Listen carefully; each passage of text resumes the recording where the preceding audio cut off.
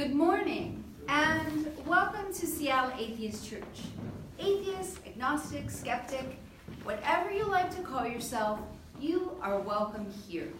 At Seattle Atheist Church, we call ourselves an atheist church because you will never hear anything supernatural talked about from the podium. Well, certainly not promoted from the podium. Yes. Truth claims are attempted here, and we stand ready to revise our thinking in light of new information. We attempt to be excellent to all conscious beings, and we believe in good, because good works in non-mysterious ways. If that sounds right to you, then you are probably in the right place. We have just a couple of announcements. So next week is our Saturday secular social at Browers at 3 o'clock. That's Browers in Fremont. Everyone is welcome. Please invite a friend. You can come out for it. And then on Sunday next week is the planning meeting. And once again, everyone is welcome. So come to discuss talks that you would like to hear. And finally, thank you to everyone who has made a donation. And let me suggest, if you haven't made a donation, we have a donation jar at the back of the room, or you can make one off of seattleatheist.church. Those donations are used to rent the room, and also we have a stretch goal of being present at some of the upcoming fairs that are going to happen this spring and summer. Without further ado, David, please come on up. Our talk today is on the invention of whiteness.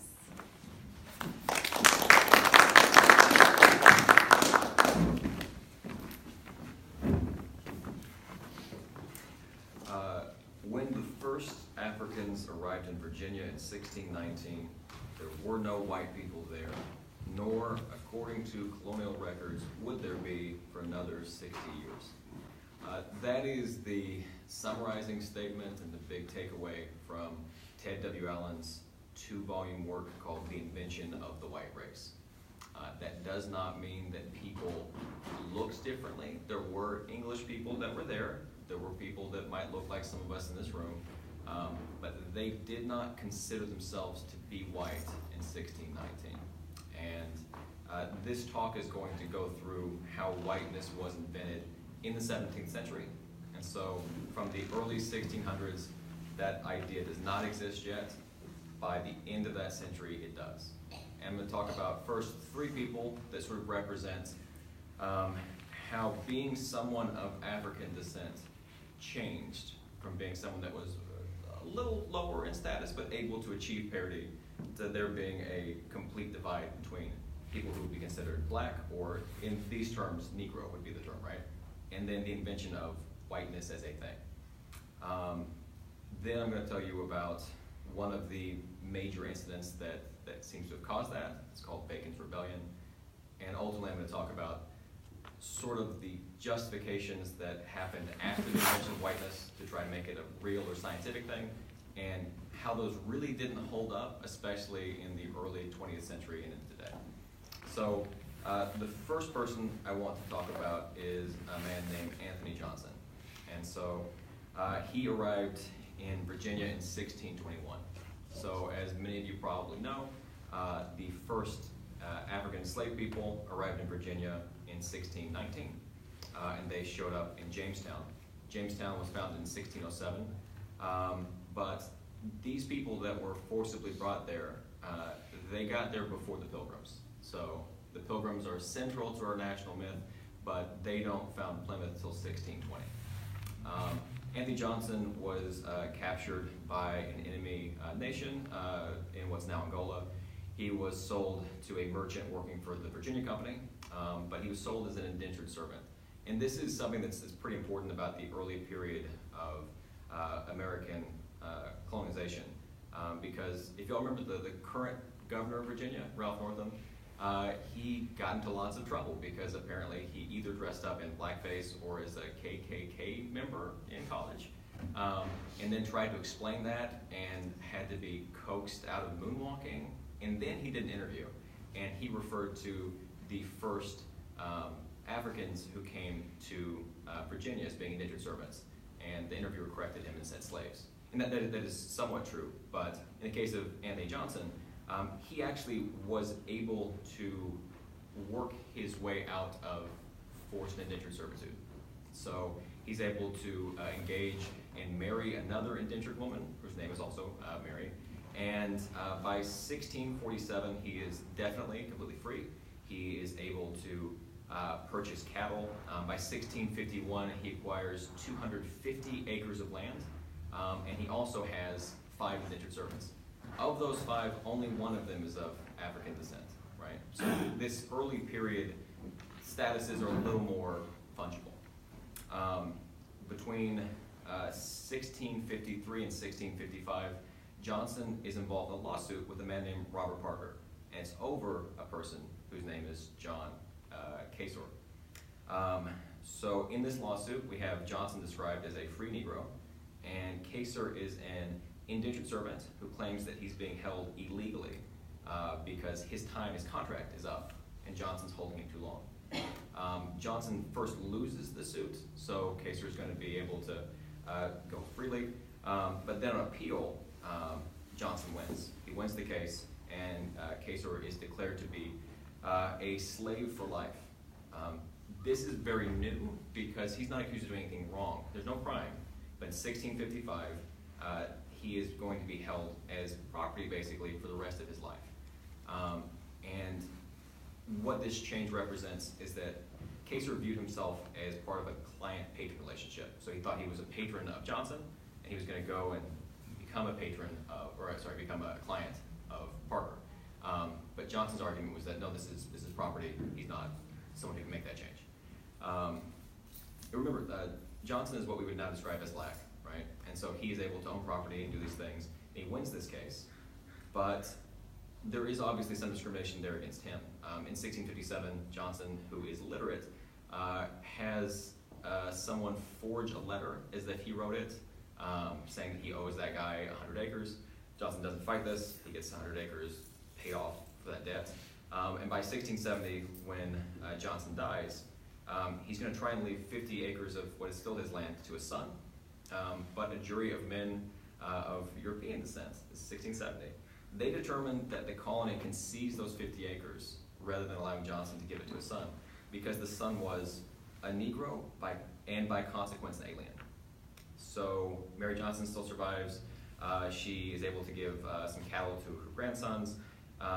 In 1677, one of those grandsons is able to buy 44 acres of land. But by 1730, this whole family is out.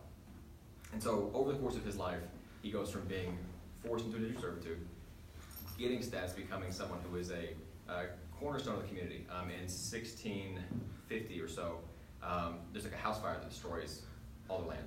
And the legislature says, actually, we won't make these people pay any taxes because they were like valued. But within a couple other decades, it's all gone. So Anthony Johnson is part of one of the first cases where associating African descent and perpetual slavery for no crime, right? He's part of that case. But even before that, we have a man named John Punch. And in 1640, John Punch is an indentured African servant again. He ran away together with a Dutch and with a Scottish indentured servant, and they wanted to get out of Virginia and go to Maryland. When they all get caught, they're all given 30 lashes. But the Dutch and Scottish ones, they just have a couple more years added on to their period of indentured servitude.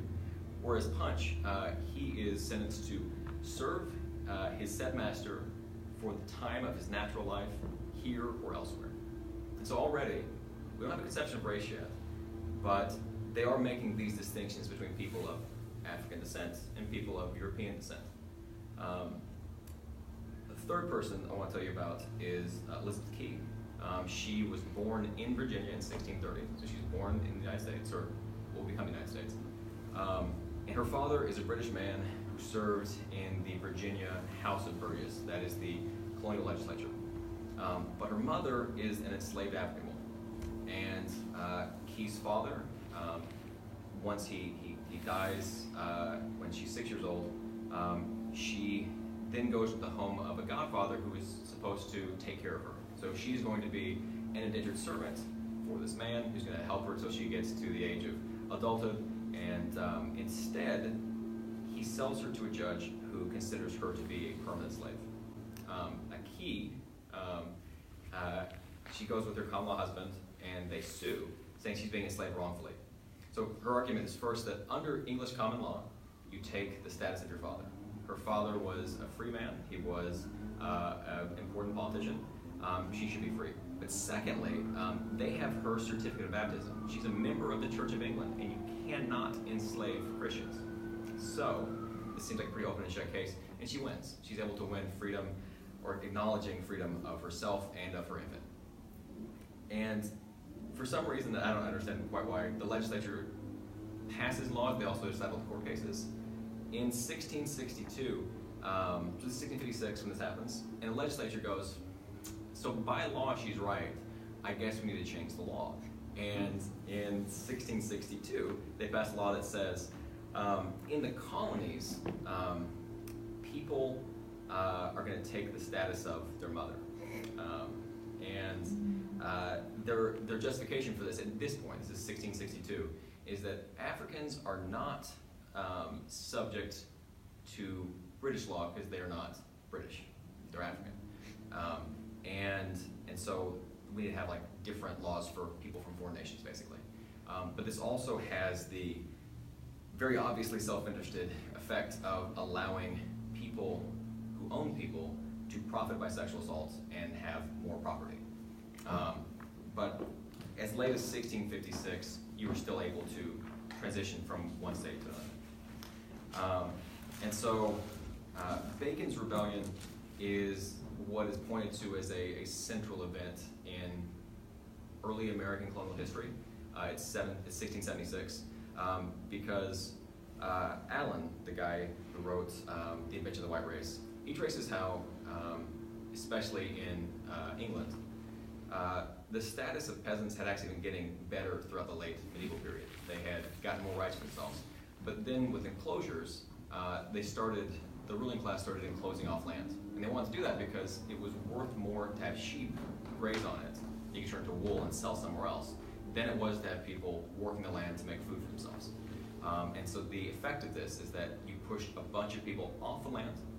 They could not grow their own food anymore. They had to rely on other people's wages. They weren't being paid very well. And so a lot of them were either voluntarily or being coerced or just not having better options, selling themselves into indentured servitude, going to the colonies hoping for some kind of wealthier, better life. And early on, they are also paid wages, right? So Allen shows that it was pretty rare for someone to be an indentured servant and not also make money, because that would be a punishment. But as the 17th century goes on, it starts to resemble more and more what we would recognize as chattel slavery. You didn't have rights, you'd be beaten, you weren't paid, those sorts of things. And so, in addition to that, mortality rates are pretty high in the colonies. People are dying of diseases a lot, and also starvation, because the Virginia Company is an explicitly capitalist enterprise, and you should make the most money. That means that you should export tobacco, because that makes the most money. Unfortunately, that means you're not growing your own food, so they were often very close to starvation. And there was also a crash, so things were not very good.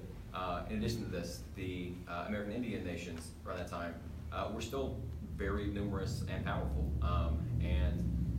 In fact, up in New England, it's called King Philip's War. It was the leader, Metacomet. He had a confederation that were going to wipe out all of the English colonies, English settlements in New England. Nearly did it, didn't quite. In Virginia, it wasn't quite that bad, but there were groups that were raiding them. And so there's a guy, his name is Nathaniel Bacon.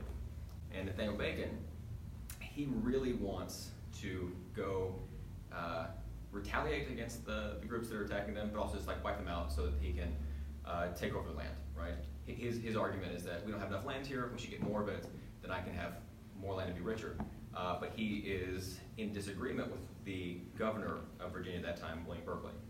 And so Bacon is able to unite the indentured servants of European descent, the indentured servants of African descent, and the enslaved people who at this point, they're perpetually enslaved, they are all of African descent.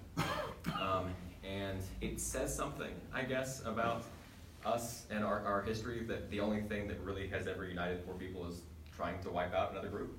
But that is what got them all together. And then they turned on Berkeley and the House of Burgess and the colonial powers. They burned down Jamestown, right? They were nearly successful at overthrowing this whole system.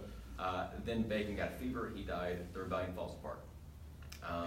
And this scared the heck out of the landowning people, because they saw all of there were way more poor people.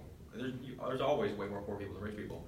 And they saw them all get together, and they recognized they needed to do something to make sure that wouldn't happen. So we're talking about the invention of whiteness.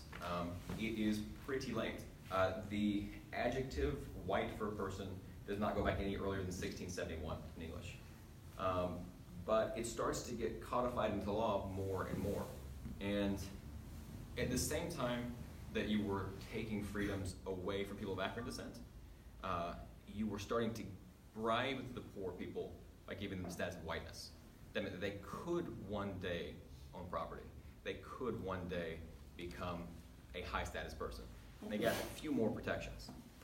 But as an example, in 1680, there is a law that is, again, aimed at enslaved people, and it says, if any Negro, and for some reason they spelled it with an E at the end, or other slave shall presume to lift up his hand in opposition against any Christian, they'll be lashed, right? So in 1680, it is said that there are enslaved people and there are Christians, that's the status.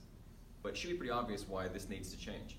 Because if I can just say, you know, I believe in Jesus now, right? I want to join the Church of England. I can now leave this status. It's not permanent. You can't keep doing it. But if you base it on something else that is permanent, then it can stay forever. And by 1691, the first laws that mention this, they're about intermarriage. And they define all these people that are not supposed to be able to intermarry with English or other white women. And it continues from there. So by the end of the 17th century, we have defined whiteness. And whiteness is people of European descent. And if you are not one of those people, you can never be. And if you have any, the phrase they use, admixture, it's like the origin of the one-drop rule, not white. They did make an exception, though, because do y'all remember Pocahontas? That's a story that's pretty famous. Do you remember who she married? Is it Kevin John Smith? John Smith was from a different story with John Rolfe, right? Okay, and so things didn't turn out very well for Pocahontas, but she had some children with John Rolfe. They became wealthy landowners. And so the laws did go out of their way to say that these people that were claiming Pocahontas' ancestor, they still counted as white. Everybody else didn't, but this family did. And so they managed to carve it out for them. And throughout the 1800s, throughout the 1700s, throughout the 1800s, there starts to be more and more laws, and making this divide even more. And the point is that things are not really getting that much better for the poor people that we would now call white. Their conditions weren't improving. They were still pretty bad. But they have been bought off and bribed to consider themselves aligned with the rich planters instead of the other people who were in a more similar status. But it's not enough to just have a status that makes you superior to somebody else. You can't just enjoy oppression because it makes you kind of feel bad. And so throughout, starting in the mid-1700s, we have Carolus Linnaeus. He's the one that gave us the Linnaean system of biology. He liked to classify stuff. So of course he also classified humans. He said there were Europeans, Americans, Africans, and Asians, right? And of course who's going to be the top? It's always Europeans. Johann Friedrich Blumenbach in 1795, he coined the term Caucasian.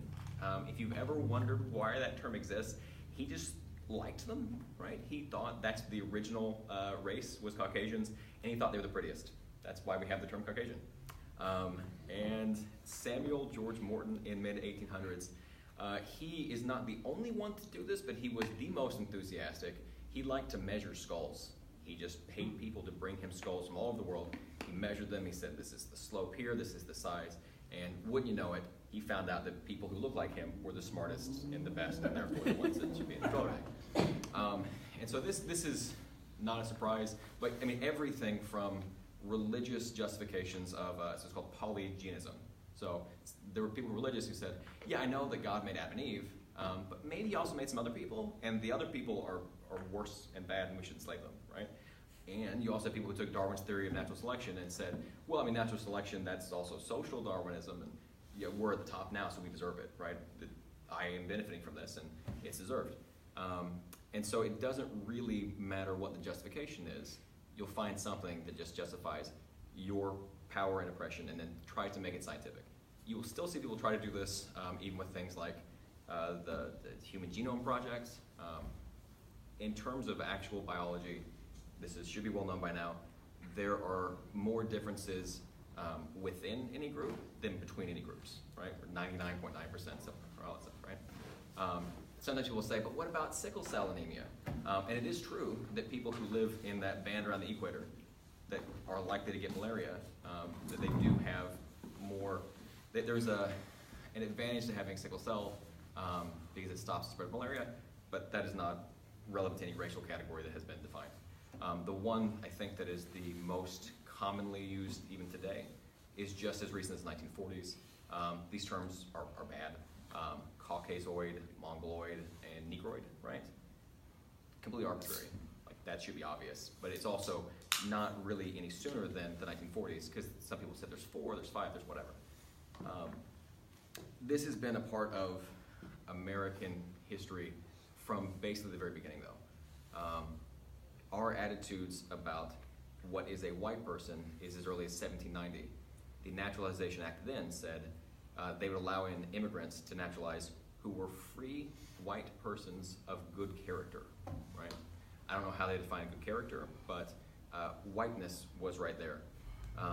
And if y'all weren't aware of this, immigration is like a debatable thing that people talk about now. For about the first 100 years of American history, we just didn't have an immigration policy beyond that. Anybody was allowed to come in.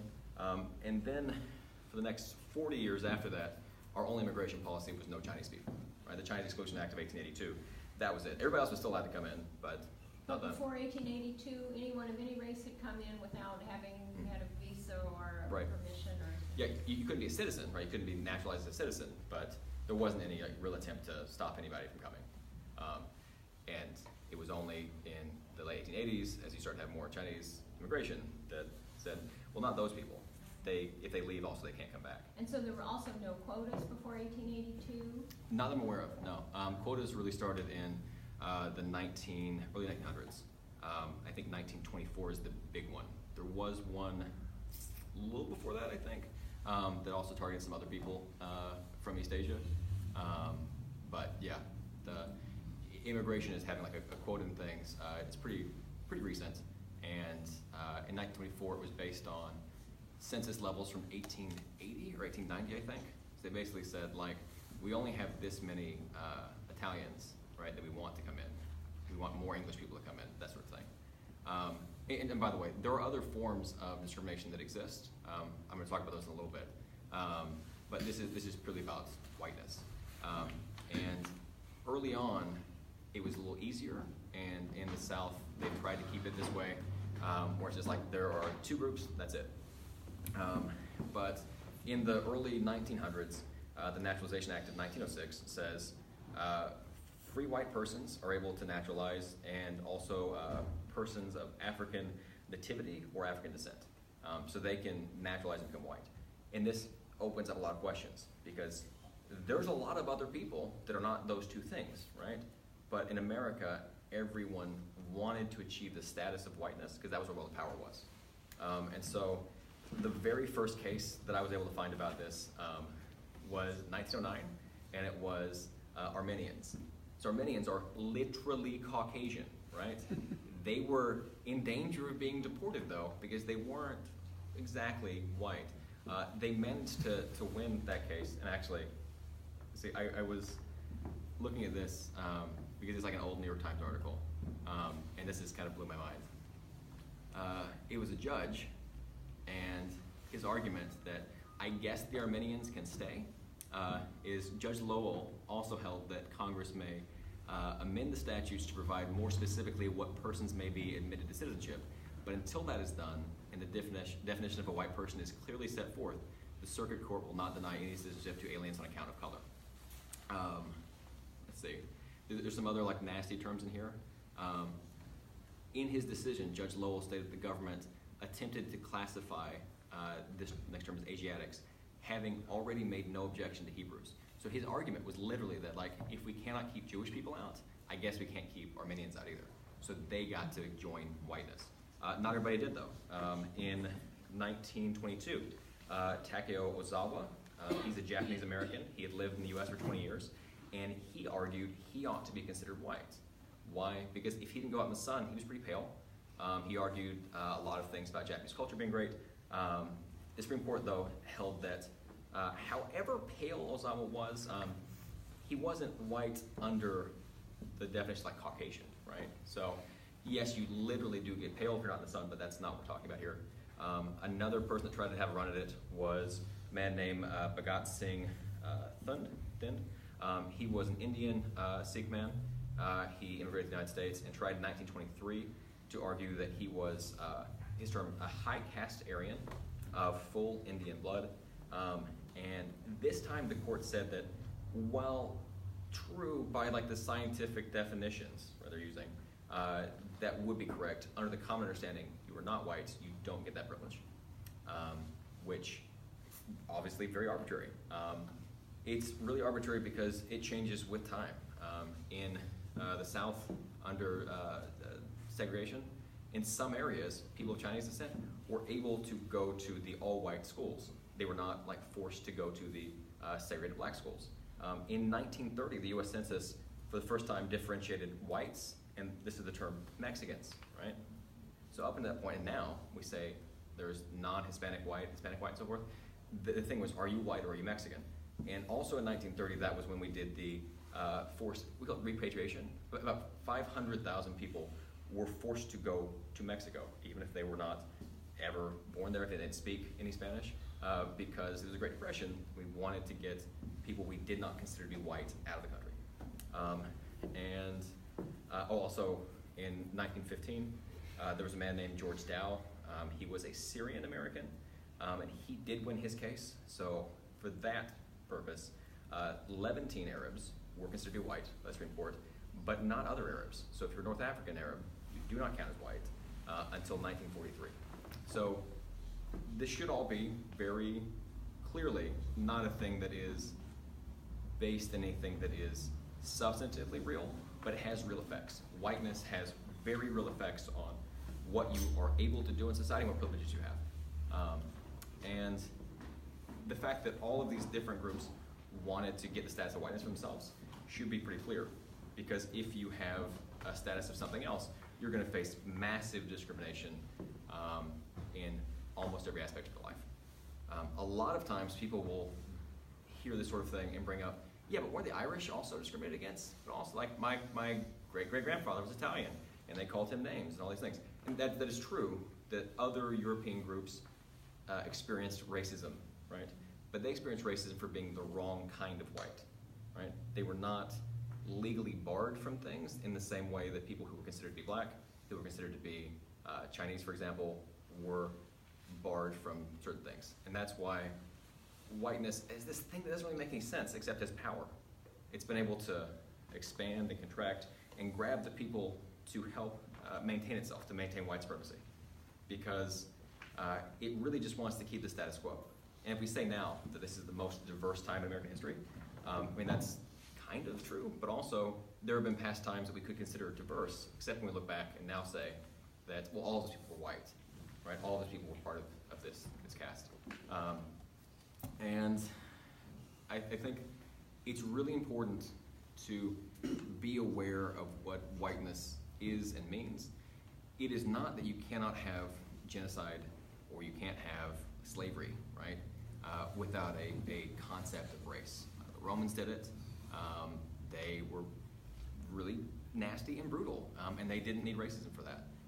But in American society, the way that we are structured is based on this, for lack of a better term, technology of having all of us be convinced that if we are white, that we're in it together, right? Against those other people that are more dangerous because they're trying to come in and take our things. And that was the original reason that it was invented in the late 1600s. And even though it has changed a lot in terms of how it expresses itself and who it includes and who it excludes, that is a thing that is still very much a part of our society. And if you are someone that benefits from being white, it's not just enough to feel bad or like look at history and go, wow, that was really bad, those things that those people did. You have to, in a very direct way and in a more than just personal behavior way, act to change that, because racism, the fact that it's lasted so long is kind of depressing, right? But at the same time, it doesn't have to exist, right? We invented it, we can non-invent, we can actually like get rid of it. We have the ability, if we try real hard, we can undo 400 years of this invention. And with that, I guess I will end my talk.